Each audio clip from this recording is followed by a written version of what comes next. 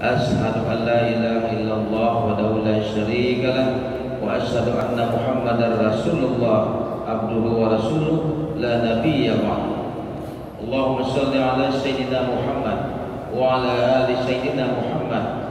Allahu ya qayyum ya qayyum ya fatah ya alim iftah lana futuhal arifin. Yang sama-sama kita hormati, kita banggakan, kita muliakan orang tua kita, kakak kita, abang kita, saudara kita, Dr. Haji Zulkifli Hasan SEMM, Wakil Ketua MPR RI yang dari kemarin sore sudah hadir di Jambi. Dengan rombongan beliau juga hadir yang pertama Ketua Komisi 8 DPR RI Bang Yandri. Ada beliau? Ada. Yang dihormati juga Wakil Ketua Komisi 7 DPR RI yaitu saudaraku Bang Edi Suparno. Yang saya hormati, saya banggakan staf ahli Mendagri, abang saya Bang Laude yang kita hormati, masih Bang. Juga para jemaah sekalian, hadir juga Pak Wakil Gubernur Jambi Al-Mukarram Haji Abdullah Sadi, juga hadir anggota DPR RI Bang Haji Bakri, anggota DPRD Provinsi Jambi Bang Rudi dan rombongan jajarannya. Juga kami ini ada juga sahabat saya, mana beliau? Ada kami Pak Rahmat Shah juga hadir. Ada juga mantan Menteri Pertanian Pak Mas Anton, ya, terima kasih banyak. Beliau ini Ketua Dewan Kopi Indonesia. Ya, juga hadir semalam itu ada Ketua Asosiasi Kopi Indonesia, juga ada kakak saya ini Gubernur Sumbar Al-Mukarram Buya Mahyilmi. Alhamdulillah hadir di Jambi pada hari ini. Nanti kita dengarkan nanti tausiah beliau juga. Dan jemaah sekalian, mohon maaf mungkin tidak kami sebutkan satu-satu hormati sekalian, para jemaah sholat subuh Masjid Agung Al-Falah, tamu-tamu kami sekalian yang kami banggakan. Hadir biasanya Bang Jul, kami kalau subuh jemaah nih Bang lengkap, ada Ketua BKPR MI juga hadir, Ketua MUI juga hadir, ada juga Ketua Dewan Masjid juga hadir biasa selama ini, ikut ngomongnya biasanya selama ini. Ibu sekalian yang dihormati, alhamdulillah segala puji milik Allah Tuhan yang Maha Kuasa, bahwa subuh kali ini kita diberkahi Allah dengan kedatangan orang tua kita, bapak-bapak kita sekalian yang hadir dalam rangka menghadiri undangan ulang tahun Jambi ke-65. Alhamdulillah dari mulai kemarin sore kemudian juga sampai beberapa hari ke depan, insyaallah masih hadir di Provinsi Jambi ini. Jemaah yang dirahmati sekalian, Bang Jul dirahmati sekalian, bahwa kami Provinsi Jambi sudah memulai kegiatan safari subuh sejak dilantik beberapa waktu yang lalu. Kami sudah mulai gerakan safari subuh dengan mengajak para pejabat untuk safari subuh di masjid-masjid di Provinsi Jambi ini. Kemudian minggu lalu Bang Jul, kami juga sudah meluncing gerakan subuh bagi SMA dan SMK di Jambi. Karena memang provinsi itu kewenangannya adalah SMK dan SMA itu menjadi kewenangan provinsi. Kemudian generasi yang hari ini sedang mencari jati dirinya juga termasuk anak-anak kita SMA dan SMK ini. Kalau SD, SMP masih menjadi kewenangan pemerintah Kabupaten Kota. Fenomena yang kita lihat jemaah sekalian, bahwa generasi kita sekarang ini generasi yang akan mencari karakternya adalah generasi yang SMA, SMK ini Pak sekalian. Kalau tidak pandai kita mencetak mereka ini, karena mereka akan masuk perguruan tinggi, artinya mesinnya hari ini ada pada SMK, SMA. Kalau mesin ini tidak berjalan, bagaimana nanti dia akan bersaing di dunia global seperti ini ke depan? Dia akan masuk perguruan tinggi, akhlaknya mesti dia punya, ilmu agamanya dia juga harus sudah siap. Begitu kuliah nanti di luar Jambi, nah ini pertaruhan yang luar biasa ini Pak. Kalau SMA, SMK dia masih sama orang tuanya. Begitu dia kuliah keluar Jambi, nah ini mulai ada pertaruhan luar biasa ini. Apakah dia sudah teruji akhlaknya, agamanya sudah adakah mereka? Kadang-kadang dia kuliah di Jakarta, di Bandung, di mana-mana jauh dari orang tuanya. Nah, maka banyak yang nanti yang kita khawatirkan nanti ketika dia sudah di luar kampungnya, nah kita takut mereka tidak mampu mempertahankan imannya, tidak mampu untuk bersaing karena banyak ujian dan tantangan yang luar biasa. Nah, maka yang kedua, kami juga tidak ingin ada loss generasi. Saya pernah di masjid-masjid saya sampaikan. Coba kita lihat yang isi masjid-masjid itu, rata-rata itu orang yang sudah 50 tahun ke atas. Mana yang di bawah itu? Kemana mereka? Apakah mereka sholat ataukah di rumah mereka sholat? Tentu pemerintah tidak ingin ada momen ini berat bagi kita semua, bahwa kalau hari ini tidak kita pikirkan mendidik generasi muda kita ini, nah ini juga berat kita depan jemaah sekalian. Maka masjid ke depan akan banyak diisi oleh orang tua dan ke depan. Kita berharap kita mulai dengan gerakan cinta masjid, yang mengajak orang untuk berjemaah di masjid, untuk cinta masjid, gunakan masjid sebagai tempat kita beribadah, juga tempat kita musyawarah, dan juga tempat-tempat lainnya. Yang kedua, kami lapor juga dengan Pak Ketum, kami sudah mulai juga program kami sekarang muncul satu habis satu desa. Nah, ada 1.500 lebih desa di Jambi ini. Nah, satu anak itu dari mulai kita berikan, kalau misalnya dia tinggal di kampung itu agak murah dikit, ya 15.000 rupiah, karena dia tinggal ada ayah bundanya. Tapi kalau dia sudah mulai mondok di luar Jambi, di luar kampung halamannya, ini kita berikan satu anak 750.000 rupiah. Mereka, saya tanya berapa makan anak? Cukup Pak, ini cukup untuk sebulan mereka anak-anak yang habis Quran itu. Alhamdulillah sudah kita berikan pada anak-anak miskin ini.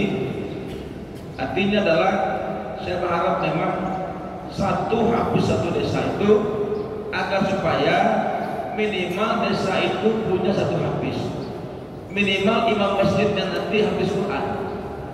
Itu harapan saya, ya. Nah, kalau dia habis Quran, bagus sekalian, kita sudah mencetak orang yang tidak menganggur. Kenapa? Tidak mungkin orang yang habis Quran menganggur, Pak. Pasti berguna dia. Dia berguna, dia bisa diajak orang jadi imam masjid atau jadi guru ngaji, dan ini sendirinya bahwa kita sudah mencetak orang untuk tidak menganggur. Pasti dia digunakan oleh orang. Itu tujuan kita.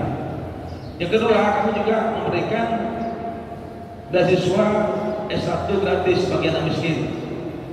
Anak miskin, karena banyak di Jambi ini orang miskin, Pak. Kalau saya hitung, kalau 8,09% orang miskin di Jambi ini, maka masih terdapat 290.000 lebih orang miskin di Jambi. Nah, ini yang kita intervensi sekarang. Kalau dana PKH itu hanya bisa untuk simultan sifatnya, berapalah nilainya, tidak merubah hidup orang dari miskin ke non miskin.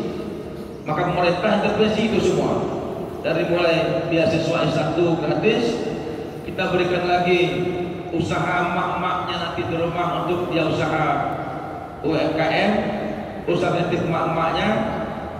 Kemudian juga ada lagi usaha milenial, startup bagi anak muda yang menganggur. Nah, ini kita masuk juga beasiswa bagi SMA, SMK. Kalau tidak demikian, PKH belumlah merubah nasib orang dari miskin ke non miskin, tapi hanya ini sifatnya simultan, membantu. Nah, kita harus setiap tahun kita mulai mikirkan berapa jumlah orang miskin yang kita kurangi. Nah, ini insya Allah mudah-mudahan ini hanya niat kami dengan jabat sekalian agar pemerintah itu terukur tiap tahun ada program yang terukur bagi mereka. Maka dikemas dalam Dumisake ini. Ya, Dumisake tujuannya adalah mengurangi angka kemiskinan dan juga ketimpangan SDM di Jambi ini. Pada hari ini, teman sekalian, kita mengharapkan nanti sambutan dari Bang Jul Jupli Hasan, tausiah daripada Pak Gubernur Sumbar. Beliau Ustaz, Pak. Ya, beliau ini Ustaz, dan beliau juga juga ceramah. Bang Jul juga ceramah. Ustaz keduanya sebenarnya. Kita mohon nanti mereka memberikan inspirasi untuk kita semua, jemaah sekalian. Mudah-mudahan kita semuanya Allah berikan keberkahan, kekuatan iman, kesehatan selalu di bawah ridha Allah, dan mampu mengajak orang, mengiring orang menuju surganya Allah. Amin. Amin. Terima kasih banyak atas kehadiran Bapak sekalian di Jambi ini. Semoga ini memberikan berkah dan bantu kita semua. Terima kasih. Mohon maaf. Wassalamualaikum warahmatullahi wabarakatuh.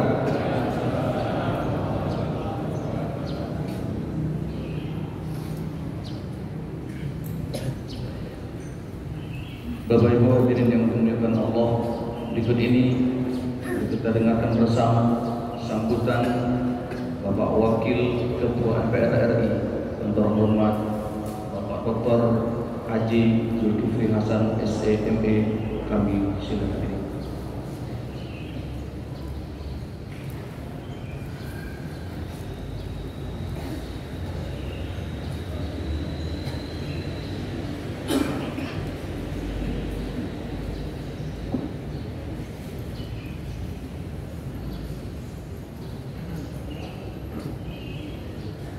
Bismillahirrahmanirrahim.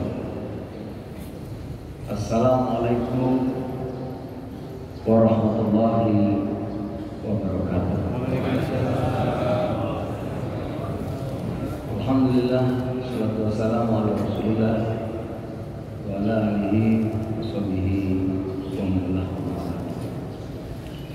Saudara yang dimuliakan Allah, alhamdulillah baru saja kita melaksanakan sholat subuh berjamaah, nikmat sekali rasanya. Seperti tidak ada sepertinya, tapi secara umum kalau kita mau pergi kemana-mana naik pesawat itu yang paling bagus first class. First class. Tadi kita kira-kira lebih nikmat dari naik first class itu. Alhamdulillah, kita syukur. Dan jamaahnya ramai sekali Pak Gubernur. Alhamdulillah. Kemarin saya di Bukit Tinggi Pak Gubernur Sumbar, sholat subuh di Masjid Raya Bukit Tinggi. Imamnya bagus, wajib bagus, tapi jamaahnya nggak sampai satu garis. Saya penasaran, saya tanya, kenapa jamaahnya nggak sampai satu garis? Padahal wajib bagus, imamnya bagus, apalagi yang ceramahnya. Ceramah habis subuh itu judulnya proposal kematian. Bagus. Rupanya Masjid Bukit Tinggi itu di tengah kota, dekat pasar. Jadi tidak banyak penduduknya. Lalu kalau Bukit Tinggi itu banyak masjid. Jadi ramainya itu kalau sholat zuhur, asar. Kalau subuh, penduduk yang tinggal di situ sedikit. Oh, baru saya. Nah, saudara, pertama saya mengucapkan selamat hari jadi Jambi. Saya tadi dengar sambutan Pak Gubernur, saya bahagia, bersyukur. Jambi punya gubernur yang sangat peduli kepada perkembangan masyarakatnya, menjadi masyarakat yang religius, ada program berjamaah di masjid, ada program hafis Quran dan lain-lain. Kita bersyukur. Di Sumatera Barat ada Pak Gubernur kita juga yang sangat peduli terhadap perkembangan umat Islam. Ada teman di sini, ada Pak Anton, ada Pak Ahmad. Pak Anton ini sama-sama dulu, ya. Sekarang beliau ini ketua kopi. Saudara, saya sedikit saja. Kata Nurholis Majid, manusia itu memerlukan kepercayaan karena manusia itu memerlukan nilai-nilai.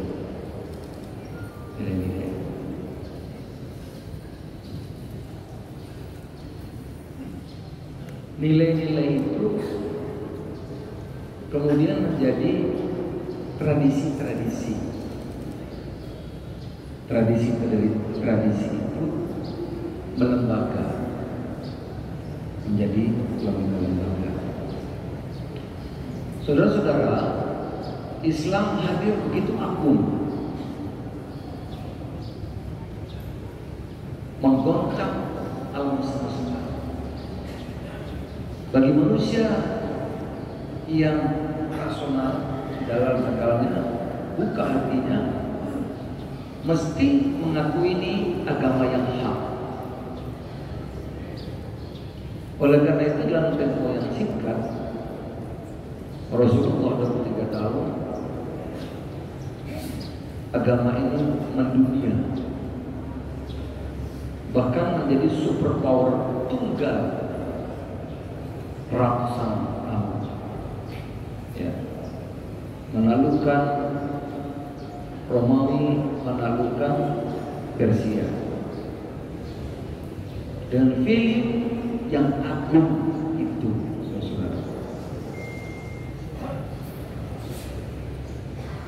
Tapi lama-kelamaan, tadi saya sampaikan di awal kata Nurholis, agama yang agung itu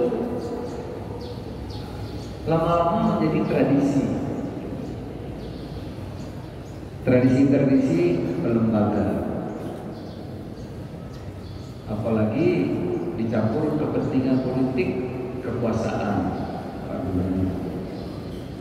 Maka lahirlah Syiah, Sunni, Khawarij. Di tanah air ada 13 lebih ormas Islam. Saya pernah ke Aceh, berkumpul dengan para alim, para ulama, para gubernur tersebut, ulama gitu. Ada 13 ormas kumpul. Saya minta mewakili satu orang untuk menyampaikan pendapat, pikiran-pikiran mengenai Aceh. Enggak bisa,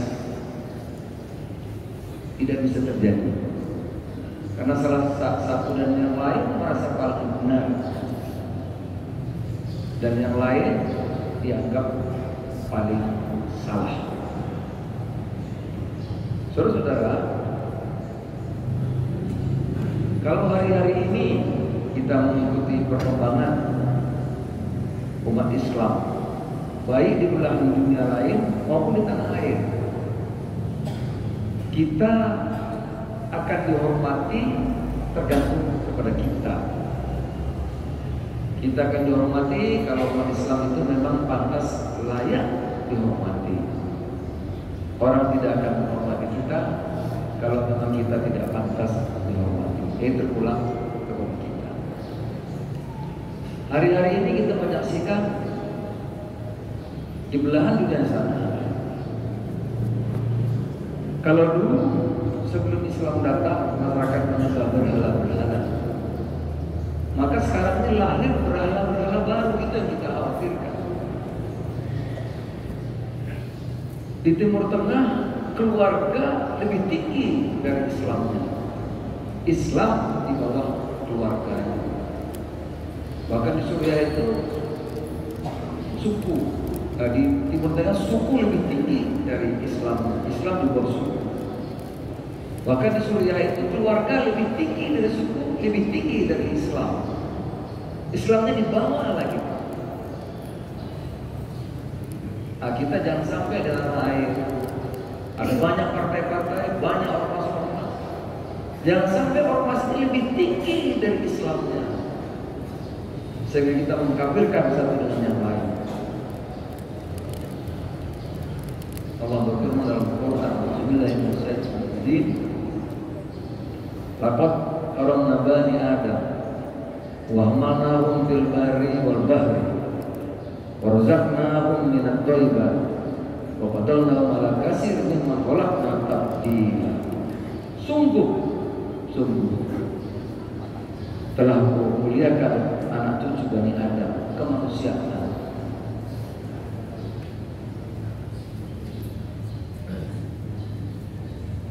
Kemanusiaan diciptakan makhluk lain, tapi manusia lah yang paling sempurna.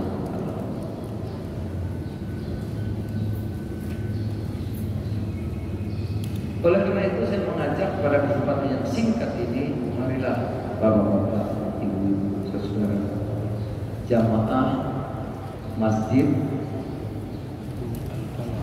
Raya Al-Falah, Masjid Agung Al-Falah. Islamnya apa yang paling atas? Islamnya yang paling atas. Bukankah kita ini saudara sesama Muslim? Apabila ada luka kecil, maka seluruh tubuh akan merasa sakit dan demam.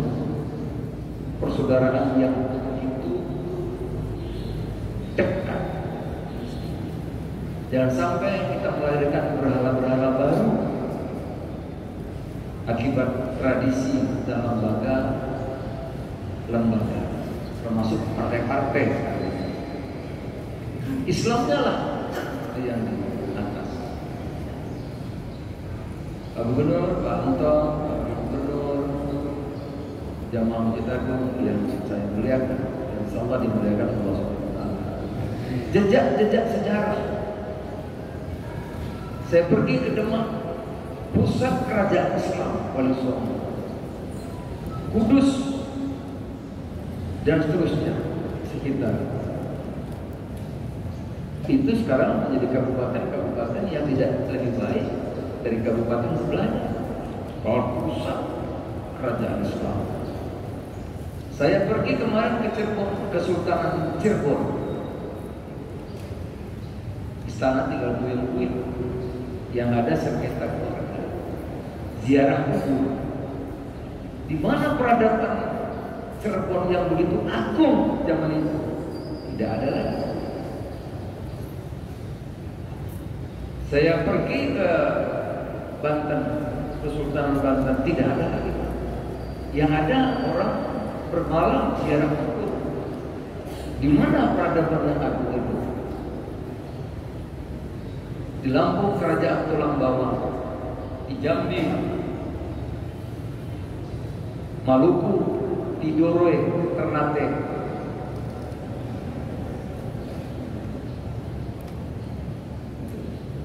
Manggarai, Sulawesi Selatan, Kerajaan Goa. Aceh, Sumatera Utara, masih ada sisa-sisa. Ada Istana Maimun. Karena yang megah masjid yang bagus masih ada sisa-sisa.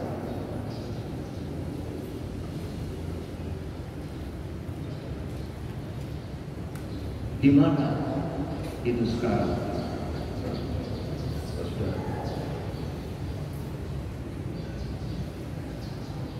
Tentu itu menjadi pelajaran penting bagi kita semuanya. Oleh karena itu sekali lagi saya berharap mari kita memperkuat persaudaraan kita. Kemarin saya acara di Jawa Timur, pimpinan wilayah Nahdlatul Ulama dan pimpinan wilayah Muhammadiyah, Kiai Marzuki dan Kiai Sa'ad duduk bareng di acara kami. Itu rakyat bahagia, masyarakat senang. Tidak harus sama, tidak harus sama, tetapi marilah kita perbanyak persamaan. Dalam perbedaan kita sepakat, walaupun kita tidak sepakat. Saya sahabat dekat dengan Pak Anton, Pak Gubernur Sumbar, tidak harus sama. Sekali lagi kita perbanyak persamaan, kita sepakat, walaupun kita tidak sepakat. Artinya bisa rukun, bisa saling menghormati, bisa saling menghargai. Bapak Ibu sekalian yang saya muliakan, kalau umat Islam ini bisa saling menghargai, rukun, maka sejarah peradaban yang pernah di tanah air yang disebutkan tadi, insya Allah bisa kita rajut kembali. Umat Islam yang mayoritas yang besar ini, kalau kita bersatu, maka umat Islam yang besar ini bisa dikonversi menjadi kekuatan apapun, termasuk kekuatan politik, kekuatan ekonomi. Disitulah cita-cita para pendiri negeri ini, para ulama yang berjuang mulai abad ke-19 agar Indonesia menjadi negara yang berdaulat, negara yang adil, kesetaraan, dan cita-cita para pendiri negeri ini adil bagi seluruh rakyat Indonesia. Itu bisa kita capai. Semoga Allah memberi kekuatan dan pertolongan kepada kita, kepada bangsa kita, kepada umat Islam. Semoga manfaat. Mohon maaf kalau ada kekurangan. Bila taufiq wal hidayah. Wassalamualaikum warahmatullahi wabarakatuh.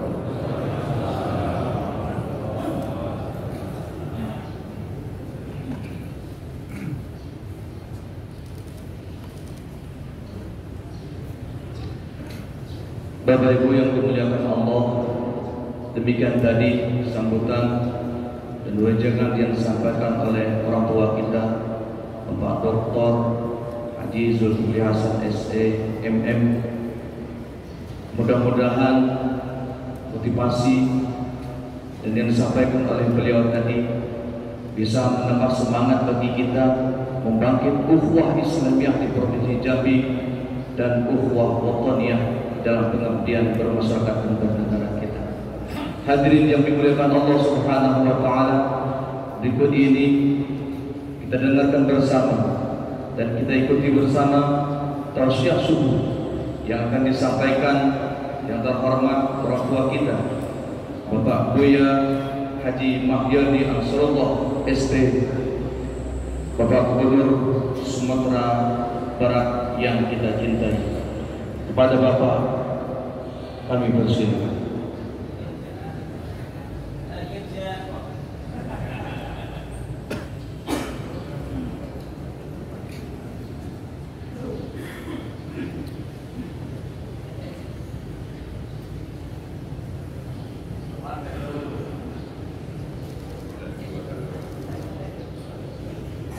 Assalamualaikum warahmatullahi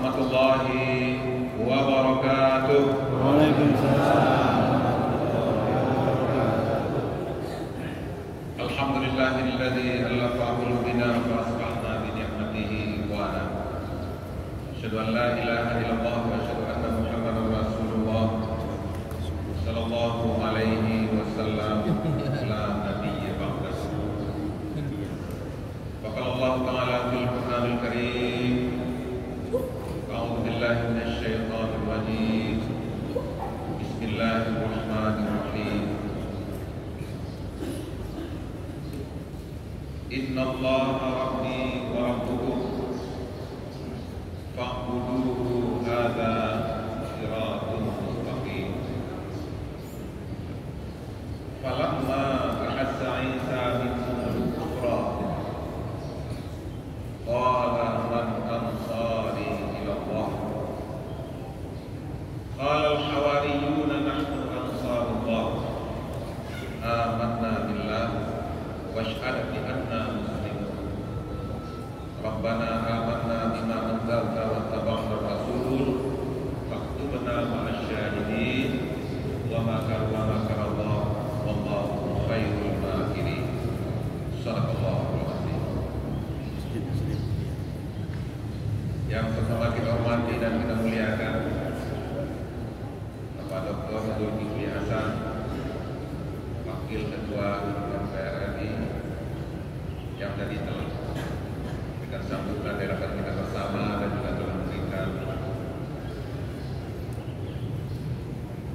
wejangan untuk kita bersama. Terima kasih Bang Dur atas pencerahannya. Selanjutnya yang kita hormati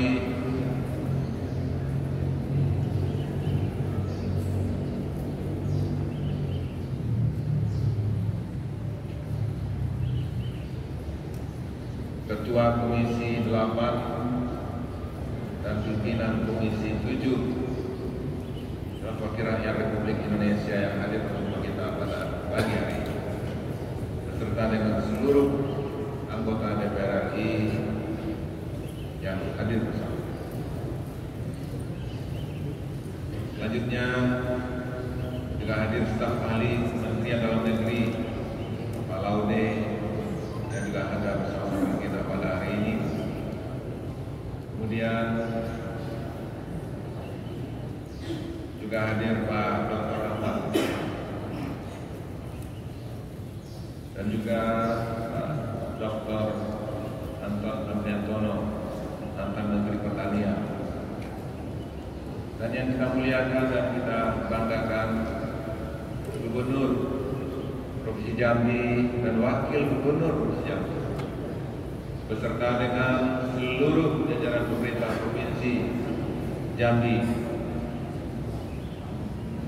yang hadir bersama-sama kita pada subuh yang berbahagia ini. Selanjutnya kepada para tokoh-tokoh yang mohon maaf tidak bisa kami sebutkan satu persatu yang hadir dalam acara yang luar biasa ini. Safari subuh yang sudah menjadi program Bapak Gubernur Provinsi Jambi dan Wakil Gubernur Provinsi Jambi.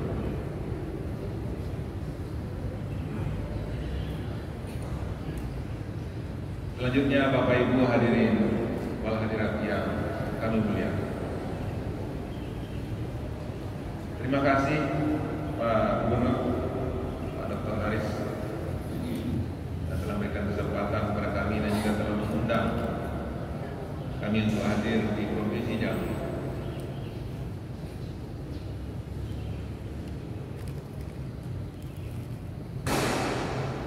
Dan sungguhnya Bapak Ibu hadirin berhadir, apa yang sampai oleh Bang Zul tadi saya kira sudah lengkap.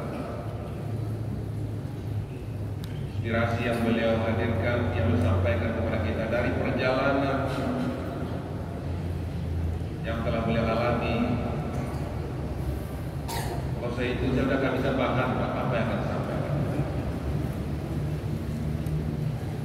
Tapi walaupun demikian akan saya coba untuk menyampaikan beberapa hal berkaitan dengan ayat yang kami sampaikan tadi, terdapat dalam surat yang ke-52 sampai 54. Yang mana dalam ayat itu mengisahkan kepada kita tentang kisah perjalanan kehidupan di antara para nabi-nabi, dan khususnya dalam ayat ini adalah perjalanan kehidupan Nabi Isa alaihissalam.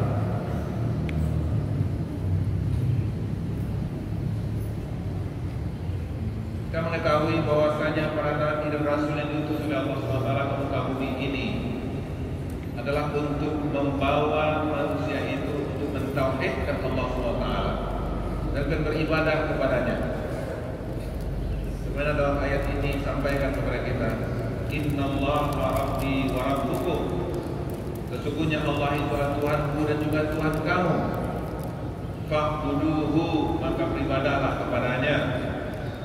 Ada siratun mustaqim, dan inilah jalan yang lurus. Dan semua nabi dan rasul mengajak dan mengajarkan kepada kita untuk bertauhid dan kemudian beribadah kepada Allah.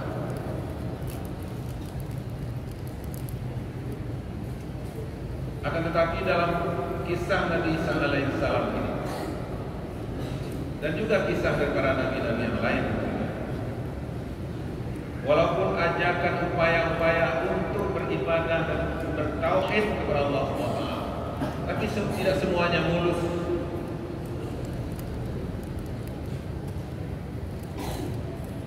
Tidak semuanya berjalan lancar. Ada tantangan, ada rintangan, ada problema yang dihadapi. Dan maka pada situasi kondisi problema yang begitu berat itulah masalah-masalah yang dihadapi oleh Nabi Isa alaihissalam, khususnya ketika mengajak umatnya, mengajak masyarakatnya untuk mentauhidkan Allah SWT, untuk beribadah kepadanya. Maka di sana sini ada rintangan, ada hambatan, ada halangan yang pada situasi kondisi seperti itu yang dialami oleh Nabi Isa alaihissalam. Maka Nabi Isa bertanya kepada para sahabatnya, kepada umatnya, falamma ahassa Isa minhumul kufra, ketika Nabi Isa merasakan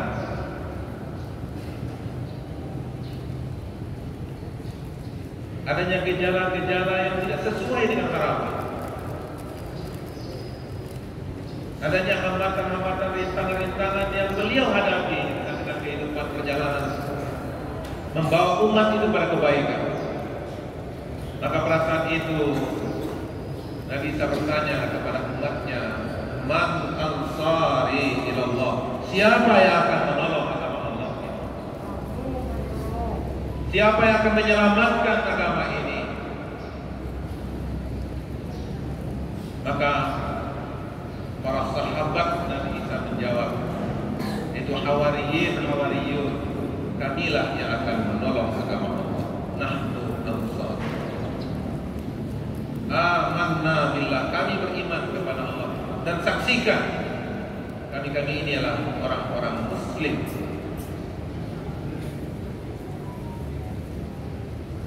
Bapak Ibu hadirin yang berhadir,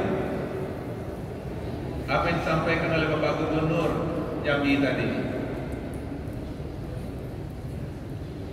begitu adanya keprihatinan kepada generasi muda, sehingga beliau membuat program untuk SMA dan SMK, membawa ke masjid bersama dengan para pejabat-pejabat yang ada di Provinsi Jambi.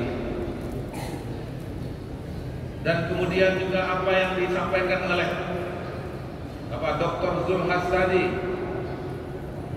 bagaimana liku-liku dan bagaimana dinamika dan bagaimana perjalanan yang beliau rasakan dalam di tengah-tengah kehidupan berbangsa bernegara.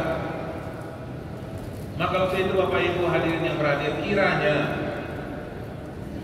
pengalaman yang disampaikan oleh Allah SWT kepada kita melalui kisah Nabi Isa ini, menurut hemat kami adalah hal yang sangat relevan dalam rangka untuk menghadapi itu semua.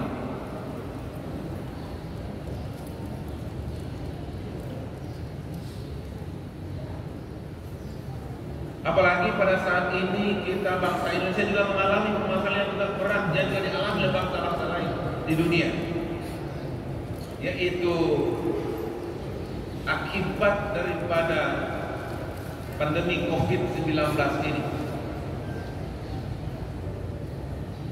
yang efeknya itu bukan hanya efek kesehatan saja, akan tetapi itu juga berefek kepada ekonomi bangsa ini, berefek kepada pembangunan bangsa ini, yang kiranya sebahagian kisah kehidupan Nabi Isa tadi juga cukup relevan pesannya untuk kita dalam rangka untuk menjawab itu semuanya.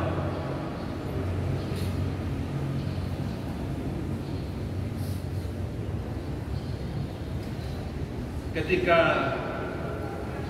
pertanyaan yang disampaikan oleh Nabi Isa kepada para sahabatnya, Man ansari ilallah, siapa yang akan menolong agama ini? Siapa yang akan menolong bangsa ini? Siapa yang akan menolong generasi muda ini? Siapa yang akan menyelamatkan daerah ini untuk masa depan? Apalagi ketika Pak Presiden Republik Indonesia menyatakan tahun 2045 Indonesia harus menjadi 5 negara besar di dunia yang dikenal dengan Indonesia emas itu. Kalau memang itu ingin kita hadirkan, ingin kita capai tahun 2045 ini, dan apa yang dilakukan oleh Bapak Gubernur Jambi pada hari ini, itu adalah salah satu jawabannya, yaitu dengan memberikan perhatian kepada generasi muda hari ini, dengan memperhatikan kepada calon-calon pemimpin hari ini, karena 24 tahun lagi yang akan menjadi gubernur, yang akan menjadi presiden, yang akan menjadi pemimpin bangsa itu adalah mereka yang ada di SLTA hari ini. Syababul Yaum Rijalul Ghad, pemuda hari ini adalah pemimpin di masa depan.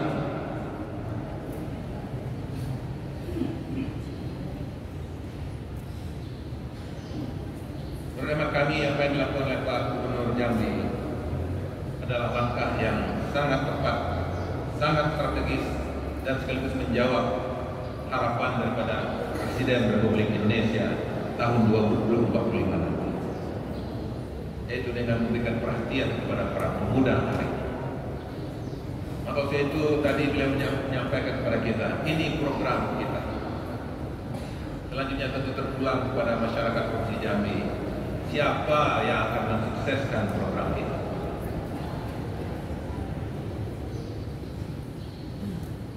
Program menghadirkan hafiz di setiap desa, program subuh safari subuh. Pertanyaannya Bapak Ibu hadirin berhadir, apakah bisa selesai oleh Pak Gubernur saja? Kira-kira bagaimana Bapak Ibu? Selesai tidak sama Pak Gubernur saja? Ya. Lalu siapa yang akan menolong program Pak Gubernur ini? Siapa yang akan mensukseskan program Pak Gubernur ini? Nahnu ansar. Maka itu kami, kita semua yang akan menjawabnya. Demikian juga apa yang disampaikan oleh Pak Zul tadi kepada kita. Bagaimana kita umat Islam ini bersatu, bagaimana umat ini bersinergi, bagaimana kita saling paham memahami. Kita berupaya untuk mencari bagaimana persamaan-persamaan. Dan memang itu yang harus kita lakukan, bagaimana kita mencari persamaan-persamaan. Ketika kita menemui perbedaan dalam mencari persamaan itu, maka Pak Zul sampaikan kepada kita tadi, kita memahami.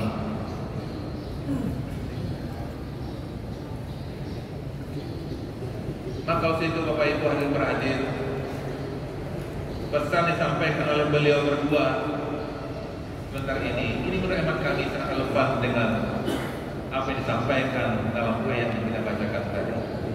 Ketika Nabi Isa bertanya kepada umatnya, "Man ansari ilallah?" dan umatnya menjawab, "Nahnu ansarullah." Kami akan menolong agama Allah. Menurut hemat kami, ini yang namanya konsolidasi.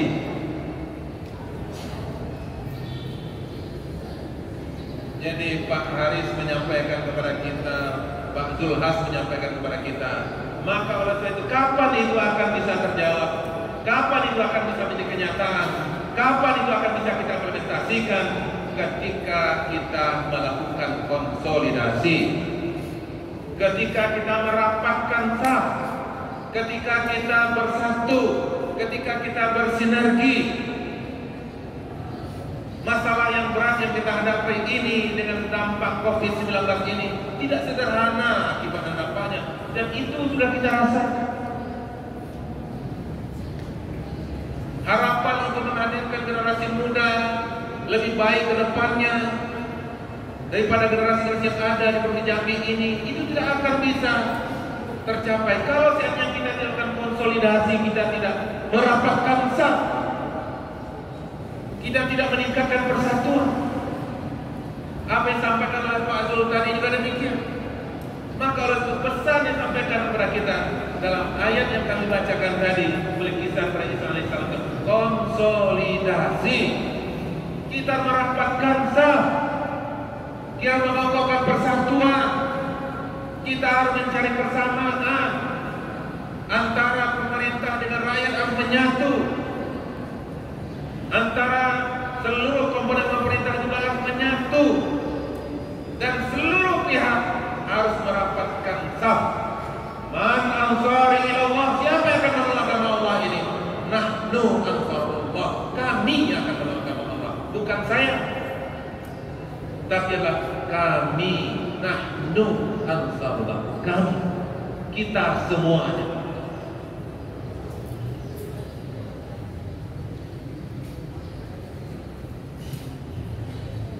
Sejarah telah membuktikan kepada kita. 350 tahun kita dijajah oleh Belanda. Pada Belanda itu kecil negaranya, Pak. Tidak sebesar Provinsi Jambi ini, Pak. Apalagi sebesar Indonesia. Tapi kenapa mereka bisa begitu lama menjajah kita? Tak kurang dari 350 tahun.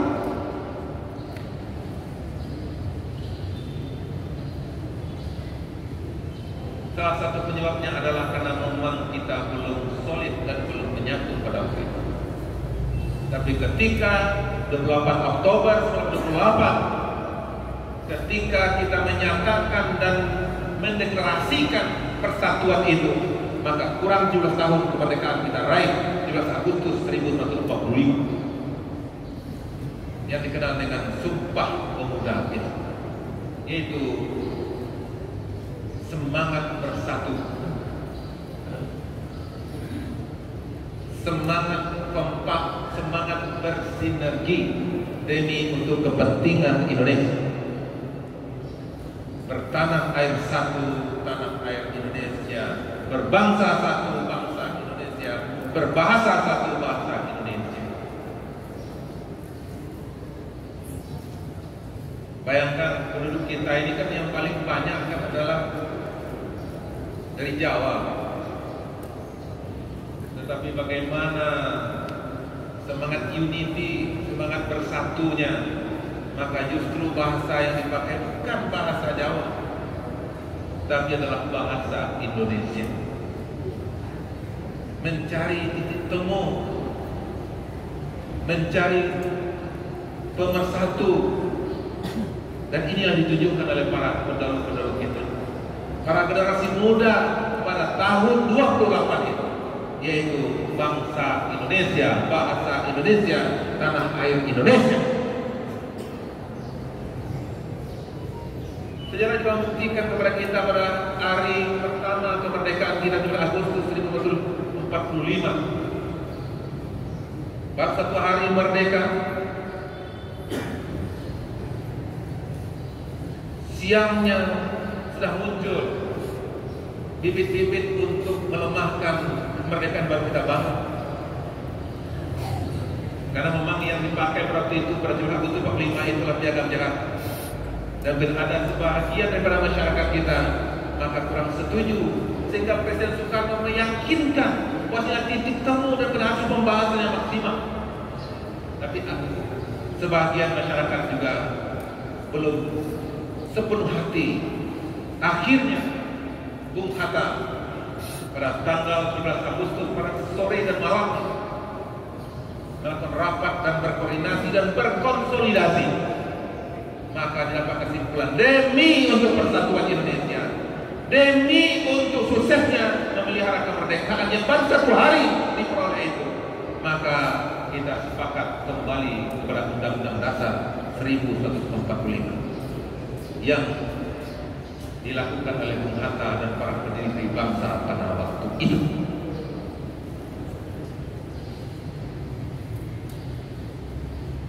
Demi untuk Indonesia, demi untuk kemerdekaan Indonesia, demi untuk terawatnya kemerdekaan Indonesia, maka para pendahulu kita juga menunjukkan bahwa memang semangat kebersamaan, semangat konsolidasi, merapatkan sakti, menyatu padukan seluruh potensi, karena kita baru merdeka pada waktu itu. Bapak Ibu perlu ketahui juga dalam sejarah terbukti bahwasanya kemerdekaan 1945 itu belum diterima oleh Belanda dan Eropa dan beberapa negara yang lain. Tapi perlu dicatat bahwasanya yang mendukung kemerdekaan kita 1945 itu adalah saudara kita yang ada di India, kemudian juga yang ada di Timur Tengah dan beberapa negara lainnya, termasuk Palestina. Jika itu makanya hadir agresi Belanda pertama kedua yang pada ujungnya adalah pada tahun 48, maka Jogja dikuasai, Bung Karno dan Bung Hatta ditawan sehingga Belanda menyatakan Indonesia sudah tamat. Kenapa? Karena Jogja sudah dikuasai, Bung Karno dan Bung Hatta sudah ditawan. Akan tetapi kata masyarakat yang ada di Sumatera Tengah pada waktu itu tidak. Kenapa? Ada namanya Pemerintahan Darurat Republik Indonesia. Mr. Saprin Prawira Negara mendeklarasikan yaitu Pemerintahan Darurat Republik Indonesia yang dikumandangkan di Bukit Tinggi sebagai ibu kota RI pada waktu itu.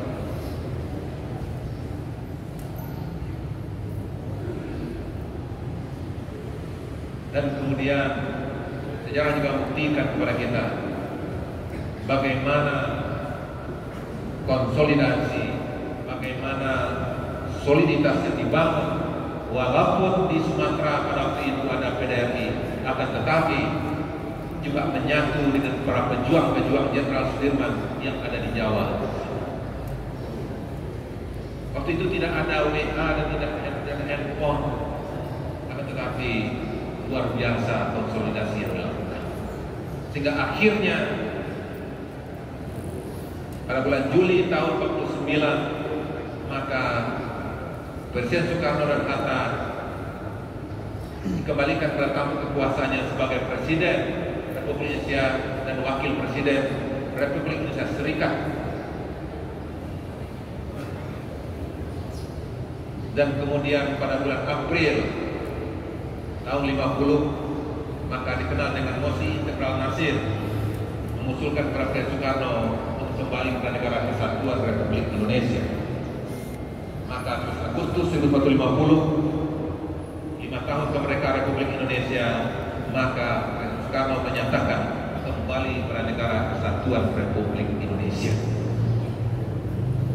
Para tokoh-tokoh kita, para pejuang-pejuang kita bangsa ini telah menunjukkan kepada kita semua bagaimana konsolidasi yang dilakukan dari sebagian informasi sejarah tadi.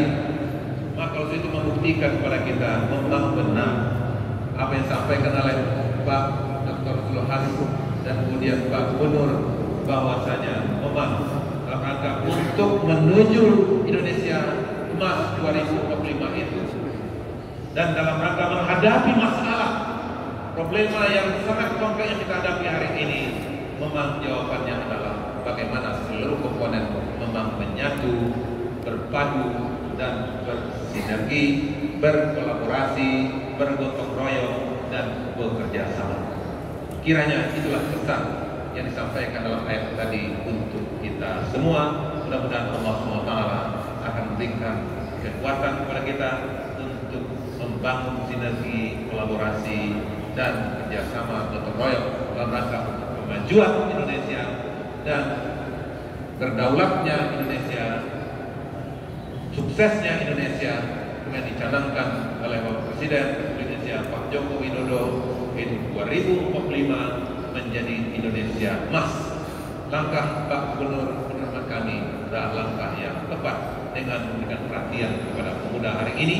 Pesan oleh Pak Zul tentu adalah menjadi hal yang mesti kita pahami dan juga mesti kita upayakan ke depan untuk bersinergi dengan seluruh komponen bangsa ini.